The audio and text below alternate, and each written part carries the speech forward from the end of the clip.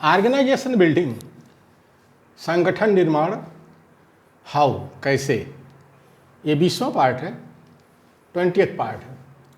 Ethical oblique unethical leaders, नैतिक और अनैतिक नेता। नैतिक और अनैतिक नेता जो हमारे मूल्यवासी बहुजन का देशव्यापी संगठन नहीं बन रहा है, उसका कारण क्या है कि मूल्यवासी बहुजन में जो है सुप्रीमो नेता है, और ये सुप्रीमो नेता जो है नैतिक नेता नहीं है, ये अनैतिक नेता है, यानी अनइथिकल ये लीडर हैं। तो पहले तो हमको ये जानना चाहिए कि नैतिक नेता होता क्या है, इथिकल लीडर होता क्या है, होता क्या है। Ethical leaders use power for organisation gain, organisational gain. जो नैतिक नेता होते हैं वो जो है जो शक्ति होती है, संगठन की शक्ति को जो है सांगठनिक लाभ के लिए इस्तेमाल करते हैं कि संगठन को लाभ होना चाहिए। लेकिन जो हमारे सुप्रीमो नेता होते हैं वो अनैतिक होते हैं, वो जो है संगठन की शक्ति को अपने व्यक्तिगत हित में इस्तेमाल करते हैं, अपने हित में, अपने परिवार के हित में इस्तेमाल करते हैं।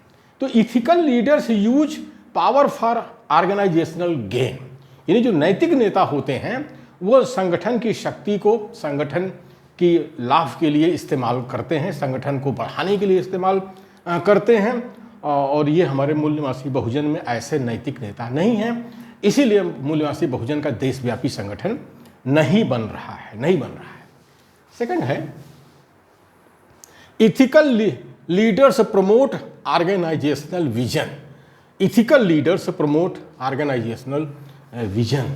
ये जो इथिकल नेता होते हैं, नैतिक नेता होते हैं, वो संगठन की सोच को आगे बढ़ाते हैं, वो संगठन की सोच को आगे बढ़ाते हैं। और जो सुप्रीमो नेता हैं हमारे मूल्यवासी बहुजन के, वो जो है संगठन की सोच को आगे नहीं बढ़ाते, वो अपनी व्यक्तिगत सोच को आगे बढ़ाते हैं, व्यक्तिगत हित को आगे बढ़ाते हैं। जो सोचते हैं, कहते हैं हम बहुत अच्छा सोचते हैं, तो उसको उसके हिसाब से चलते हैं और संगठन के लोगों से बातचीत नहीं करते हैं, क्योंकि वो अनैतिक होते हैं। तो नैतिक नेता क्या होते हैं? Ethical leaders promote organisational vision.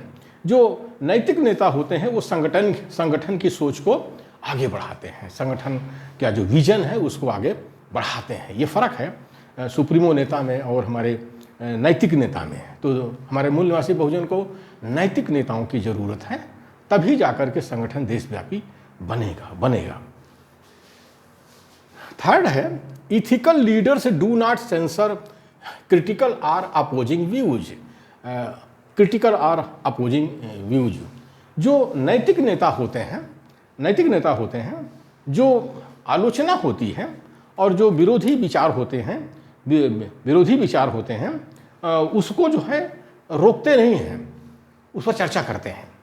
और जो हमारे सुप्रीमो नेता होते हैं वो कोई आलोचना ना करे, संगठन में जो करेगा संगठन से बाहर, कोई उसकी सोच का विरोध न करे, जो करेगा उसको संगठन से बाहर। तो हमारे मूल्यवासी बहुजन में ऐसे सुप्रीमो नेता बने हैं, इसी वजह से जो है हमारा मूल्यवासी बहुजन का देशव्यापी संगठन नहीं बनता। लेकिन ethical leaders do not censor critical or opposing views. लेकिन जो नैतिक नेता होते हैं वो संगठन के अंदर जो उनकी आलोचना कोई करता है और उनके विचारों का विरोध करता है, तो उसको रोकते नहीं हैं, उसको सेंसर नहीं करते हैं, निषेध नहीं करते हैं, बल्कि उस पर चर्चा करते हैं। भाई क्या आलोचना है, क्या विरोधी विचार है, ये चर्चा करते हैं, कौन सही है कौन गलत है, बात इसकी करते हैं। तो ये होते हैं नैतिक नेता, नैतिक होते हैं। चौथा है फोर्थ है ethical leaders demand group decision be accepted. Ethical leaders demand group decision be accepted. जो नैतिक नेता होते हैं वो चाहते हैं कि समूह में जो चर्चा हुई है और जो निर्णय हुआ है, समूह ने निर्णय दिया है, उसको लागू किया जाए। ये नैतिक नेता ऐसा चाहते हैं। और जो डेमोक्रेटिक लीडर होते हैं वो करते हैं, इस काम को करते हैं। लेकिन जो सुप्रीमो नेता होते हैं बदमाश होते हैं, सुअर होते हैं, जंगली जानवर होते हैं, वो जो है समूह के निर्णय को सुनते ही नहीं हैं, उसकी बातें नहीं सुनते हैं। वो कहते हैं जो मेरी सोच है उसको आगे बढ़ाओ, हम जैसा सोचते हैं उसी को आगे बढ़ाओ, वही सही है। तो लोग नालायक हो। और राज्यसभा में जो है अपने पार्टी के लोगों को नहीं भेजते, पंडित जी को भेज देते हैं। ये बदमाश सुप्रीमो नेता ऐसे हैं, अपने उनकी वो अपनी सोच को चलाते हैं, अपने निर्णय को चलाते हैं और ग्रुप के निर्णय को नहीं चलाते हैं, संगठन के निर्णय को नहीं मानते हैं। तो ethical leaders demand group decision be accepted. तो नैतिक नेता जो होता है वो ग्रुप डिसीजन को, या जो समूह डिसीजन करता है, निर्णय बनाता है, उसको लागू करता है संगठन में और कहता भी है लागू करिए, इसी को लागू करिए, लागू करिए। फिफ्थ है ethical leaders allow two way communication.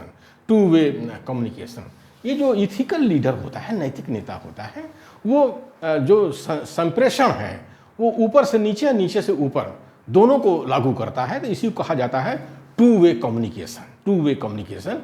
लेकिन जो सुप्रीमो नेता होता है बदमाश होता है, one way communication. One way communication मतलब ये कि ऊपर से आदेश आ रहा है कि मेरा जन्मदिन मनाओ और मुझे जो है फूल माला चढ़ाओ और मुझे जो है नोटों की माला पहनाओ।